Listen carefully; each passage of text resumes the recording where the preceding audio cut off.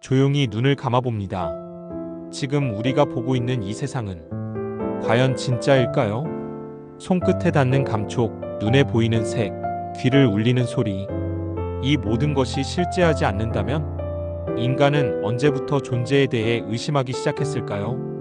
오늘 우리가 탐험할 한 문장, 나는 생각한다, 고로 존재한다. 이 말이 세상에 등장하게 된 배경에는 상상도 할 수 없을 만큼 거대한 역사적 소용돌이가 있었습니다. 이 문장이 등장하기 전 유럽은 수천 년 동안 신 중심의 세계에서 살아왔습니다. 신이 인간에게 질서를 주고 권위를 주며 도덕을 지배하는 시대. 중세 유럽은 철학이 아니라 신학이 중심이었습니다. 아우구스티누스, 토마스 아퀴나스. 그들의 철학은 성경을 해석하는 수단이었지 인간 이성을 자유롭게 펼치는 도구는 아니었죠. 하지만 14세기부터 유럽은 변화하기 시작합니다. 흑사병이 유럽 인구의 절반을 쓸어버리고 교회는 점점 부패했고 신에 대한 절대적인 신뢰는 흔들리기 시작했습니다. 그리고 15세기 르네상스가 시작됩니다. 인간의 능력, 인간의 이성, 인간의 존엄을 재발견한 시대.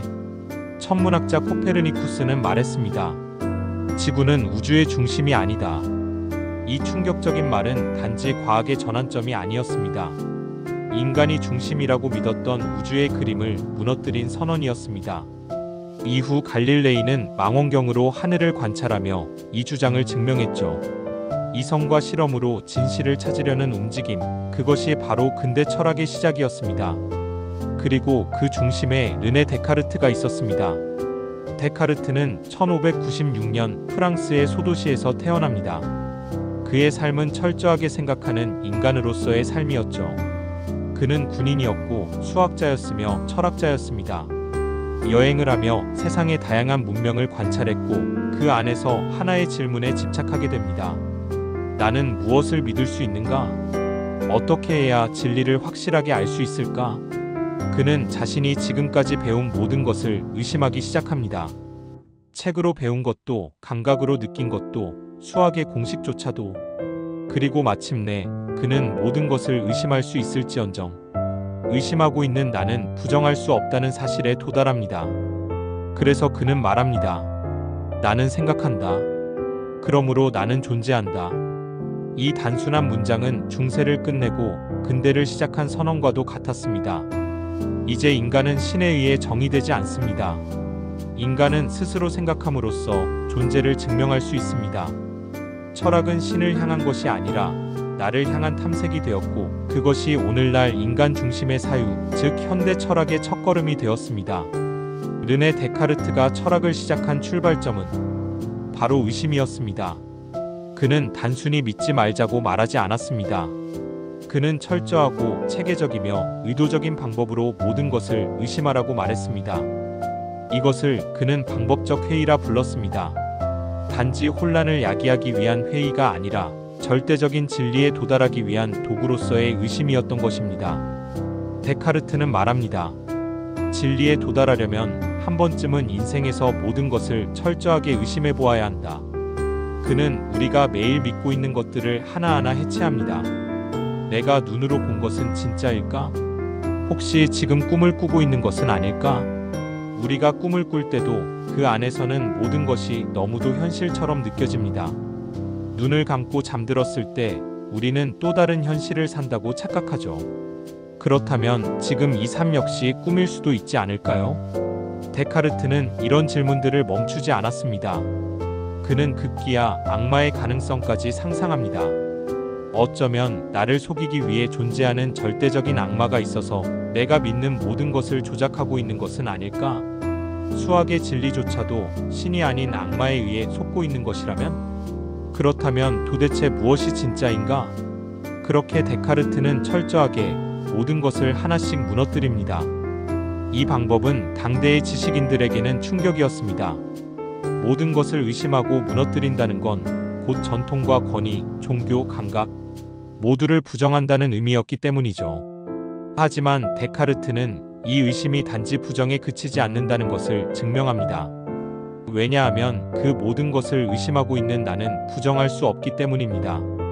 누군가 나에게 너는 존재하지 않아라고 말하더라도 그 말을 듣고 있는 나의 의식은 여전히 존재하고 있기 때문입니다. 나는 생각한다, 고로 존재한다. 이 문장은 회의 끝에서 발견한 최초이자 절대적인 진리입니다. 그 어떤 신의 존재보다도 철학적 이론보다도 내가 지금 생각하고 있다는 이 사실은 명확합니다. 그렇게 데카르트는 철학의 출발점을 생각하는 주체, 즉 자기 자신에서 찾게 됩니다. 중세는 신으로부터 출발했지만 근대는 자기 자신으로부터 시작하게 된 것이죠. 이것이 바로 데카르트의 회의 방법이 위대한 이유입니다. 파괴를 위한 부정이 아니라 진리를 세우기 위한 건설적 해체였기 때문입니다. 나는 생각한다, 고로 존재한다. 단 7개의 단어. 하지만 이 짧은 문장은 수세기 동안 철학자들을 사로잡아 왔습니다. 여기서 말하는 생각한다는 단어는 단순히 어떤 생각이 떠오르는 것 이상의 의미를 담고 있습니다. 데카르트에게 생각이란 의심하고 판단하고 추론하고 이해하고 믿고 부정하는 모든 정신 활동을 포함합니다. 즉 생각은 인간 정신의 전반적인 작용 그 자체를 의미하는 것이죠. 그는 이렇게 말합니다. 생각하는 행위가 멈추는 순간 존재의 확신도 사라진다. 그렇다면 존재한다는 말은 어떤 의미일까요? 데카르트는 인간의 존재를 육체가 아닌 정신에서 찾았습니다. 나는 손이 있고 발이 있고 몸이 있다는 사실이 아니라 나는 생각하고 있다는 사실이 곧 내가 존재한다는 가장 근본적인 증거라는 것입니다. 이 말은 당대의 통념을 송두리째 뒤엎는 것이었습니다. 인간의 정체성을 육체적 실체가 아닌 정신적 자아에서 찾는다는 것. 이로써 데카르트는 철학사상 최초로 주체로서의 자아 개념을 세웠습니다. 나는 누군가가 부여한 이름이나 직업, 역할 이전에 나 자신이 나의 존재를 인식하는 주체임을 선언한 것입니다. 여기서 중요한 전환이 일어납니다. 존재란 바깥으로부터 주어지는 것이 아니라 내 안에서 스스로 자각되는 것이다. 이 한 문장이 그렇게 말하고 있는 것입니다. 데카르트 이후로 철학은 전혀 다른 방향으로 나아가기 시작합니다. 이제 인간은 더 이상 신의 피조물이 아닌 사유하는 주체로서의 인간으로 새롭게 태어납니다. 이로 인해 훗날 칸트의 순수이성 비판, 후설의 현상학, 사르트르의 실존주의 철학까지 수많은 철학 사조의 출발점이 바로 이 문장 나는 생각한다, 고로 존재한다로부터 시작된 셈입니다. 어쩌면 이 문장은 우리가 존재하는 이유를 묻는 철학의 가장 근원적인 대답이자 또 다른 질문의 시작일지도 모릅니다. 당신은 지금 정말로 생각하고 있나요? 나는 생각한다, 고로 존재한다. 이 문장은 우리가 익숙하게 알고 있는 한글 번역입니다. 원래 데카르트가 처음 사용한 언어는 프랑스어였습니다. 슈퐁스, 동슈주의. 하지만 이 철학적 선언이 역사적인 무게를 가지게 된 건 바로 라틴어 번역을 통해서였습니다. 거지도 에르고사마. 라틴어는 당대 유럽의 학문 언어이자 철학의 공식 언어였습니다. 이 짧고 강력한 문장은 중세의 종교적 질서 위에 서 있던 철학의 체계를 단숨에 흔들어 버립니다. 거지도는 나는 생각한다. 에르고는 그러므로. 사마, 나는 존재한다. 단어 하나하나가 명확하고 어떤 해석도 불필요할 만큼 간결했습니다. 데카르트는 이 문장을 통해 철학의 출발점은 더 이상 외부가 아닌 오직 내면의 자각에서 시작되어야 함을 주장했습니다. 라틴어 특유의 고전적 울림은 이 문장을 더욱 보편적인 선언으로 만들었습니다. 지금 이 순간에도 세계의 수많은 철학 입문자들은 이 라틴어 문장을 통해 존재를 묻는 첫 질문을 시작하죠. 거지도 에르고 사마. 이 단 한 문장으로 인해 철학은 중세의 신 중심 사유에서 벗어나 인간 중심의 사유로 대전환을 맞이합니다. 라틴어는 단순한 번역이 아니었습니다. 그것은 철학의 방향을 바꾼 선언이자 사고의 좌표를 인간에게로 되돌린 상징이었습니다. 나는 생각한다, 고로 존재한다. 데카르트는 왜 생각이라는 행위에 존재의 기준을 두었을까요? 이는 단순한 직관이 아니라 철저한 논리적 분석에서 비롯된 선택이었습니다. 그는 존재를 증명할 방법을 찾기 위해 모든 감각, 모든 신념, 모든 전통을 의심했습니다. 그러나 그 모든 것을 의심하는 순간에도 단 한 가지 의심하고 있는 나의 생각만은 의심할 수 없다는 사실을 깨달았습니다. 이 깨달음은 실로 혁명적이었습니다. 신이 존재한다는 믿음은 부정될 수 있어도, 세상이 환상일 수 있어도 내가 지금 의식하고 있다는 사실은 부정할 수 없기 때문입니다. 데카르트는 이것을 인간 존재의 절대적 출발점으로 선언합니다. 그는 말합니다. 나는 생각하는 존재다. 내가 생각을 멈춘다면 나는 존재하지 않을 것이다. 이 말은 인간을 정신적 존재로 새롭게 규정한 순간이었습니다. 그 이전까지 인간은 영혼과 육체의 결합 혹은 신의 피조물로만 이해되어 왔습니다. 하지만 데카르트는 말합니다. 인간은 생각하는 존재다. 생각이 곧 존재의 본질이다. 이 관점은 이후의 철학에 엄청난 영향을 줍니다. 인간은 단순한 물리적 존재가 아닌 사유하는 주체로서의 자아입니다. 존재는 외부 세계의 승인에 의해 결정되지 않습니다.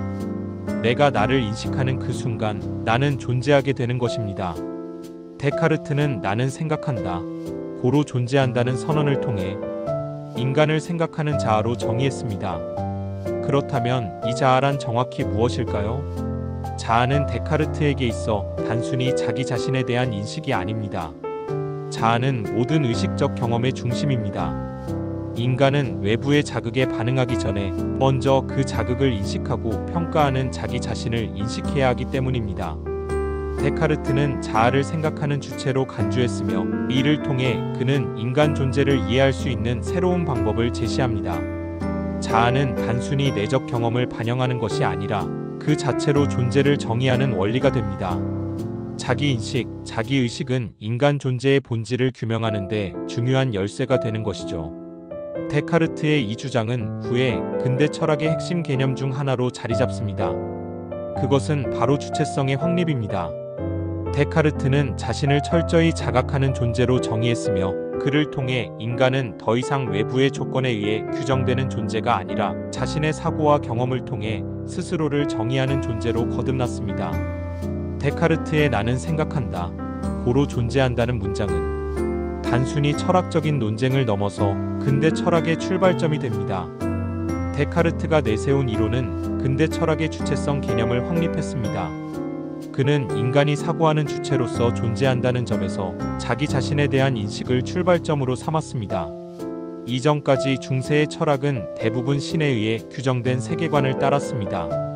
하지만 데카르트는 신의 존재를 의심하며 인간 주체가 진리의 탐구에서 중심이 되어야 한다고 주장했습니다. 그의 철학은 이후의 철학적 사조에 큰 영향을 끼쳤습니다. 칸트의 자아 인식론, 후설의 현상학적 접근, 하이데거의 존재론 등은 데카르트의 철학적 기초 위에서 발전한 이론들이죠. 데카르트는 신을 의심하는 방식으로 출발했지만 그의 철학은 결국 주체와 존재를 중심으로 하는 철학을 탄생시켰습니다. 근대 철학의 발전을 위한 토대가 바로 이 거지도 에르고사마에서부터 시작된 것입니다. 데카르트는 철학뿐만 아니라 과학에도 큰 영향을 미쳤습니다. 그는 기계론적 세계관을 확립하면서 자연을 수학적 법칙으로 이해하려 했습니다. 그가 주장한 물질 세계는 기계처럼 작동한다는 생각은 과학혁명의 새로운 방향을 제시합니다. 데카르트는 신의 창조물인 세계를 수학적 원리로 설명하려 했으며 이는 갈릴레오와 뉴턴 등의 과학적 발전을 위한 중요한 이론적 바탕이 되었습니다. 그러나 그가 추구한 과학적 방법은 그 당시 철학자들, 특히 종교적 철학자들에게는 큰 반발을 일으켰습니다. 과학을 수학과 기계적 원리로 이해하려는 데카르트의 시도는 현대 과학의 기초를 놓은 혁명적 사고로 평가받습니다. 이 사고가 가능하게 된 것은 데카르트가 나는 생각한다는 철학적 기반을 가지고 자연과 의식을 분리하여 분석했기 때문입니다. 데카르트의 철학에서 신은 중요한 역할을 합니다. 그는 인간의 불완전성을 인식했으며 이 불완전성을 통해 신의 완전성을 정의하려 했습니다. 데카르트는 인간이 불완전한 존재인 이유를 우리가 한계가 있는 존재이기 때문이라고 설명합니다. 인간은 자신을 완전하게 알 수 없으며 감각과 이성의 한계를 가집니다. 반면 신은 완전하고 무한한 존재이므로 우리가 경험할 수 없는 지식과 진리를 알고 있다고 주장했습니다. 데카르트는 인간과 신의 관계를 통해 불완전한 존재로서의 인간을 인정하면서도 신의 존재를 확고히 하는 방식으로 철학적 논의를 이어갔습니다. 오늘날 데카르트의 명언 나는 생각한다, 고로 존재한다는 여전히 많은 철학적 논의의 중심에 있습니다. 이 문장은 이제 단순한 철학적 선언을 넘어서 인간 존재에 대한 심오한 질문을 던집니다. 우리가 생각한다는 행위는 단순히 논리적 추론을 넘어서 감정, 직관, 의식의 흐름까지 포함하는 복잡한 현상입니다. 그래서 이 문장은 우리가 무엇을 생각하느냐가 아닌 어떻게 생각하느냐, 우리가 어떻게 존재하는지에 대한 중요한 질문을 던집니다. 사실 현대 철학에서는 데카르트의 이 문장이 더 이상 나는 존재한다의 증명이 아니라 나는 어떻게 존재하는가? 라는 질문을 탐구하는 시작점으로 읽힙니다. 자아와 존재는 현대 사회에서 끊임없이 논의되는 주제입니다. 우리가 살아가는 이 시대는 과거와 달리 자기 자신과 자기 존재에 대한 자각이 그 어느 때보다 중요한 시점입니다. 디지털 시대와 인공지능의 발전, 그리고 인간의 자기 인식이 더 깊어짐에 따라 나는 생각한다, 고로 존재한다는 문장은 인간 존재의 본질을 다시 묻는 중요한 질문이 됩니다. 오늘날 우리는 이 문장을 자기 정체성, 존재의 의미, 자기 인식과 밀접하게 연결하여 생각합니다. 자아는 이제 단순히 생각하는 존재라는 것에 그치지 않고 어떻게 살아가야 할지에 대한 고민으로 확장되었습니다. 이로써 데카르트의 철학은 단순한 과거의 논쟁을 넘어서 현대 사회와 인간 존재에 대한 깊은 통찰을 제공하는 열쇠로 여겨지고 있습니다. 나는 생각한다, 고로 존재한다는 문장은 오늘날까지도 많은 사람들에게 자기 존재를 고민하게 만드는 힘을 가진 영원한 철학적 기초로 남아 있습니다. 데카르트는 자신의 철학을 통해 인간 존재의 본질을 생각이라는 관점에서 새롭게 정의했습니다. 그가 남긴 유산은 단순히 한 시대의 철학적 업적을 넘어서 근대 철학과 과학을 형성한 중요한 기초가 되었습니다. 나는 생각한다, 고로 존재한다라는 문장은 이제 단순히 철학의 문구가 아니라 인간 존재를 이해하는 출발점이자 자기 인식과 자아 탐구의 중요한 시작점으로 여겨집니다. 그로부터 시작된 철학적 탐구는 정신과 물질, 자아와 세계의 관계를 탐색하는 길로 나아갔습니다. 데카르트의 철학은 그 자체로 끝이 난 것이 아니라 끝없이 확장되는 철학적 탐구의 길을 열어주었습니다. 그가 의심하고 질문하고 사유했던 과정은 모든 인간 존재의 탐구와 사유에 대한 시작점이었습니다. 오늘날 우리가 자신에 대해 질문하고 존재를 성찰하는 그 모든 순간은 바로 데카르트가 시작한 질문에서 비롯된 것입니다. 거지도 에르고사마, 나는 생각한다, 고로 존재한다. 이 단순한 문장은 인간이 생각하는 존재임을 인식하는 순간부터 끝없는 철학적 여정이 시작되었음을 알려주는 문장입니다. 이로써 데카르트는 철학의 근본적인 전환점을 이루어내며 오늘날까지도 인간 존재와 의식에 대한 깊은 질문을 던지고 있습니다. 영상 끝까지 봐주셔서 감사합니다. 구독과 좋아요는 많은 힘이 됩니다.